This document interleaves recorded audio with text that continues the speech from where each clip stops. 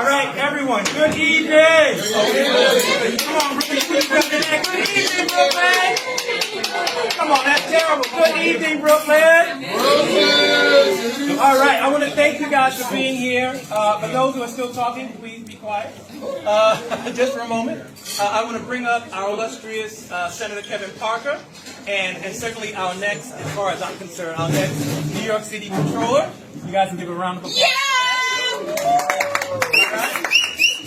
I want to thank you guys for being here, and the Unified Political Association was proud to host this event for Senator Parker.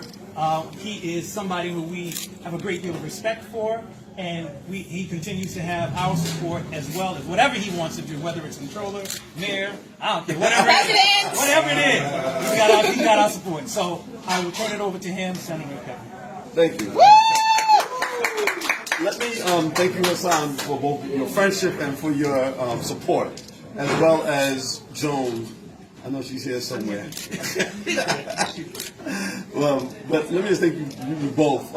I mean, we've known each other for a long time, and we've been friends, and we've worked on a lot of different things together. The Unified Political Association, since their inception, has done a really good job at not just organizing people in our community politically, but also educating them.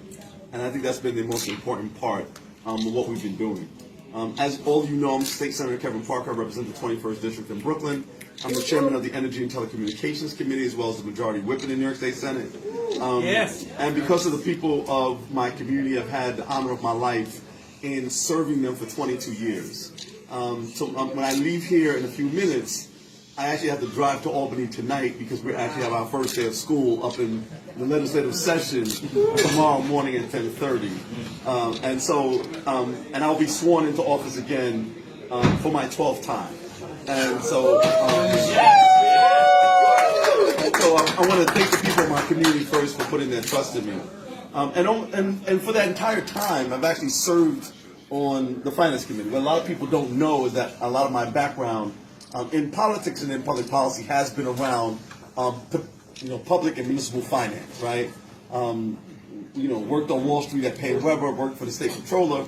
The whole time I've been in the Senate, I've been in the Finance Committee. I've also served, including upcoming in the Banking Committee, the Insurance Committee, right? Doing the work around the finances of this great state and the city. When you look at New York City and New York State, you're talking about the third and fourth largest budgets in the entire country, right? It's the federal government's budget, which is upwards of $7 trillion. It's the state of California, the state of New York. Our budget this year is $237 billion. And then the city of New York, which, by the way, has the fourth largest budget in the entire country, right? So it's the federal government, state of California, the state of New York, and then the city of New York at a budget of $114 billion. That has a budget that comparable of Texas and Florida, even though it's only a city.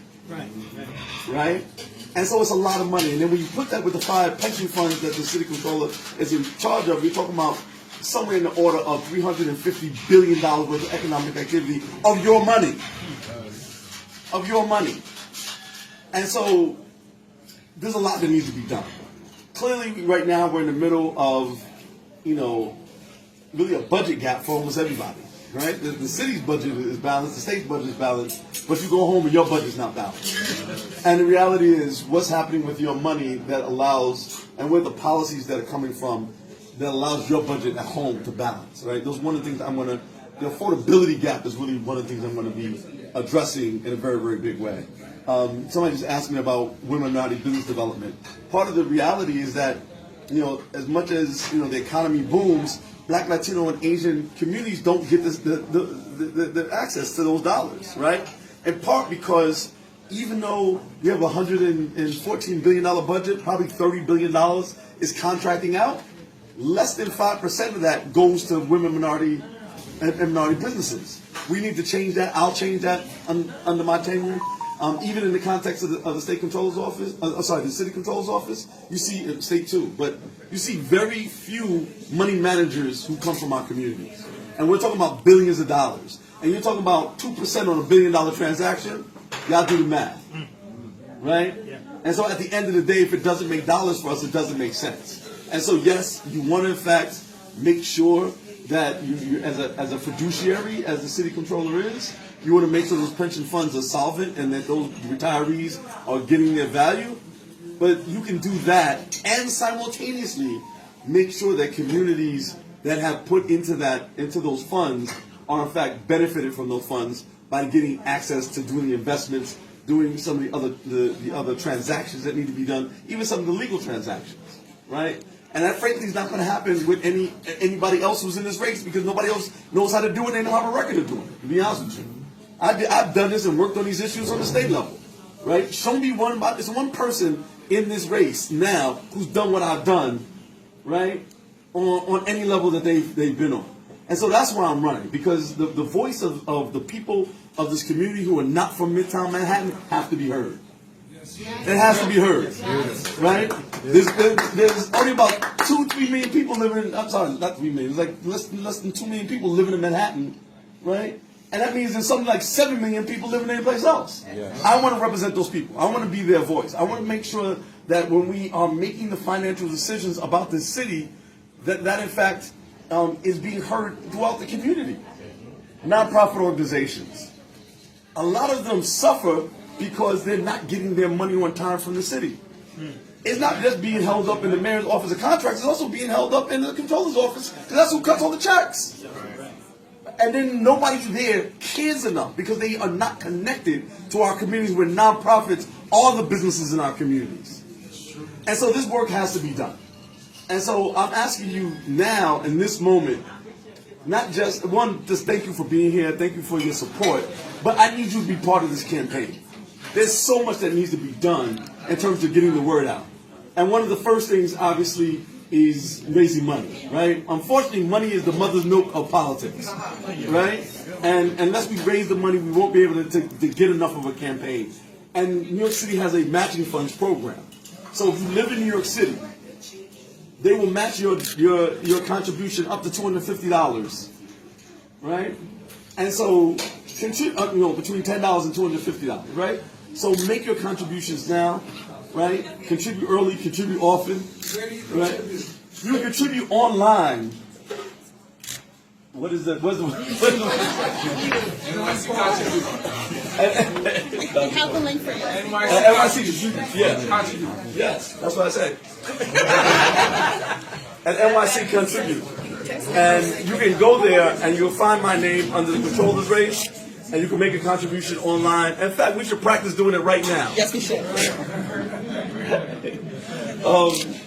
And so making your contribution, especially now, we have a filing coming up on January 15th. If you can make your contribution before the 15th, it certainly will take us a long way at getting to the matching funds and getting to a place where this campaign can get its message out. Again, there's so much need to be done, and even if that's not your big deal, you have other ways that you can help the campaign. Please let me know. Please let Paula Millwood know, my number one volunteer, and she will take your information. If you want to organize a fundraiser, if you want to organize volunteers, if you want to do something on social media, we need all of the help, and certainly want your help as we start communicating with more and more people. Right? This movement has to be viral. Right? People have to really understand that this is their money. This is their money. And by the way, in Brooklyn, here we are, outside of Bahia, Brazil, we are the largest concentration of people of African descent in the Western Hemisphere, and we've had in the history, the 350-year history of this city, we've only had one black city controller, and that was over 20 years ago. Yes, that's right. Right? And so now is the time. And you see that things are being regressed on the federal level. Right? You see that they're going after your mayor. Who's going to be the person who stands up for you in the city next year? Y'all have to decide that. And then you're going to have somebody there who is competent, confident, and has the kind of experience that it takes to guide you and this city during the tough times ahead.